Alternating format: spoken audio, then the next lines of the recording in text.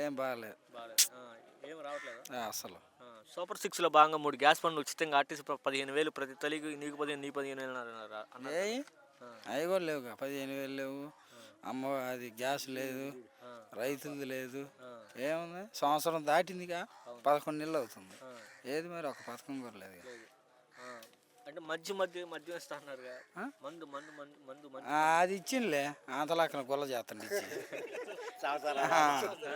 ఒక్కొక్కళ్ళు 4-5 కొట్లు పెట్టుకొని అది మాత్రం ఇచ్చిండు వాళ్ళు బతకటానికి.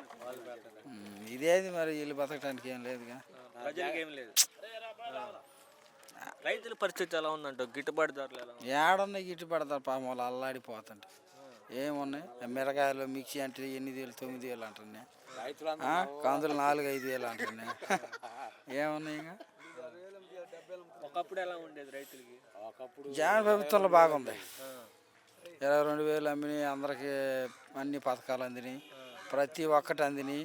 హ్యాపీగా ఉంటారు జనం, అందరు బాగానే ఉంటారు. అప్పుడు గతంలో రైతు భరోసాల ధర సబ్సిడీ కానీ అలాగే నష్టపరిహారం కానీ వచ్చేది. ఇప్పుడు అలాంటి పరిస్థితి ఏం మాట్లాడే పనే లేదు. ఇంకా సబ్సిడీ లేదు, ఈ రైతు భరోసా లేదు, ఒక్క పథకం కూడా ఏమి ఇచ్చే దాఖలాలే లేవు. జగన్మోహన్ రెడ్డి గారు ఉన్నప్పుడు రూపాయి ఇస్తే నేను 4 రూపాయలు ఇస్తాను అన్నాడుగా. మరి 4 ఎందుకు 2 ఇవ్వమను, 2 అన్న ఇవ్వను. 4 ఎందుకు 2 అన్న ఇస్తే ఎట్టకట్ట ఆ 2 కూడా లేవుగా. ఇప్పుడు మరి ఖజానా ఖాళీ అయిపోయింది అంటున్నాడు.